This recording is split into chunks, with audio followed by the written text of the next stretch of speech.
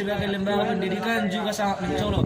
Pada abad ke-17, Banten sudah menjadi pusat ilmu pengetahuan Islam di Pulau Jawa. Para ulama dari berbagai negara menjadikan Banten sebagai tempat untuk belajar. Martin van Brunesen menyatakan pendidikan agama cukup menonjol ketika Belanda datang untuk pertama kalinya pada 1596 dan menyaksikan bahwa orang-orang Banten memiliki guru-guru yang berasal dari mereka. Di Palembang, istana atau keraton juga berfungsi sebagai pusat sastra dan keilmuan agama. Banyak Sultan Palembang yang mendorong perkembangan intelektual keagamaan seperti Sultan Ahmad Muhyiddin I atau 1707 sampai 1794.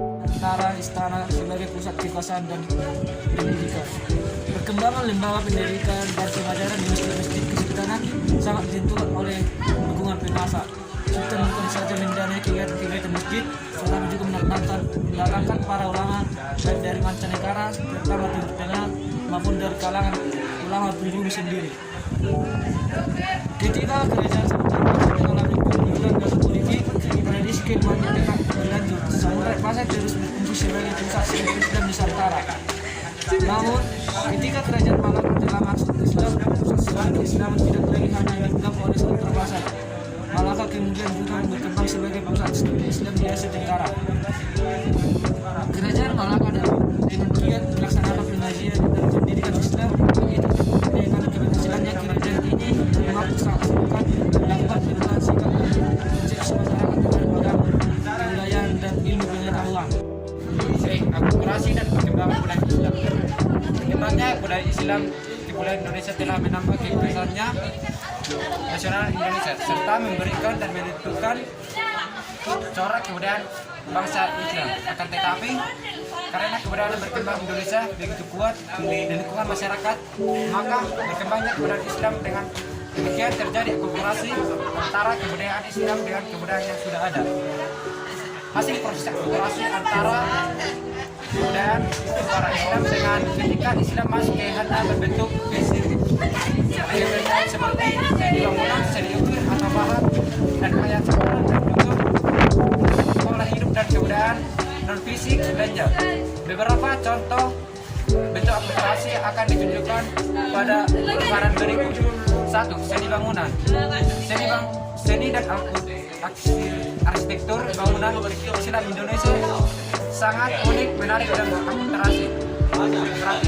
Seni bangunan yang menonjol di zaman perkembangan Islam ini terutama masjid, menara serta makam. Menara. Dalam seni bangunan di zaman perkembangan Islam nampak ada perpaduan antara unsur Islam dengan kebudayaan pra-Islam yang ada. Seniman tidak ragu-ragu mengembangkan seni hias dan seni ukir dengan motif daun-daunan bunga-bunga seperti yang dikembangkan sebelumnya.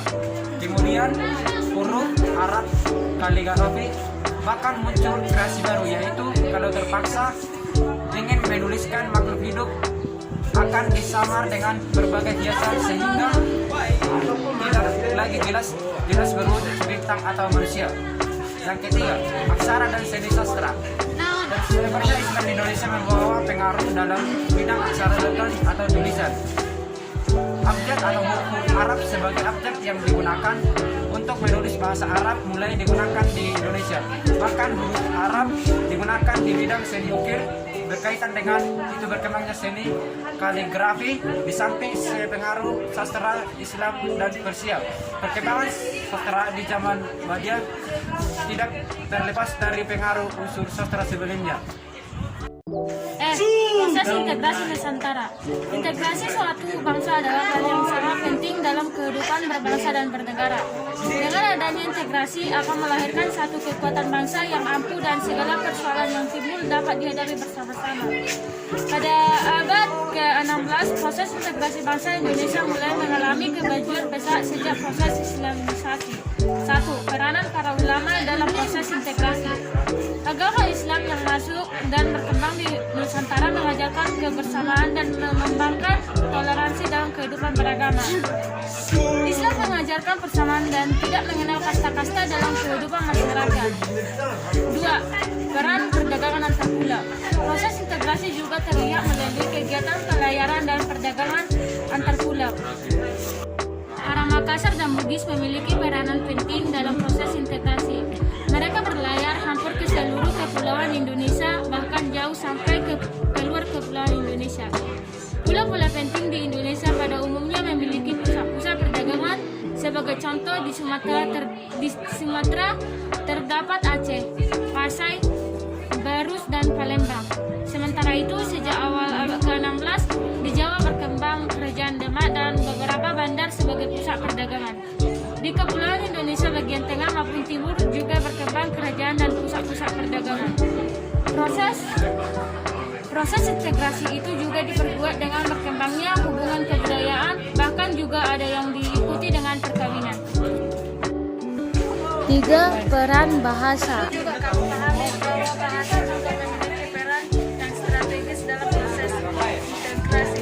Kamu tahu bahwa kepulauan Indonesia terdiri atas beribu-ribu pulau yang dihuni oleh aneka untuk mempermudah komunikasi antar suku bangsa. Para pedagang di daerah-daerah sebelah timur Nusantara juga menggunakan bahasa Melayu sebagai bahasa pengantar. Masuk dalam perkembangannya agama Islam, mendorong perkembangan bahasa Melayu. Buku-buku agama dan tafsir Al-Malakah Portugis mendirikan sekolah-sekolah dengan menggunakan bahasa Portugis. Namun kurang berasal pada tahun 1641 merebut Malaka dan kemudian mendirikan sekolah-sekolah dengan menggunakan bahasa Melayu. Jadi secara tidak sengaja kedatangan Port secara tidak langsung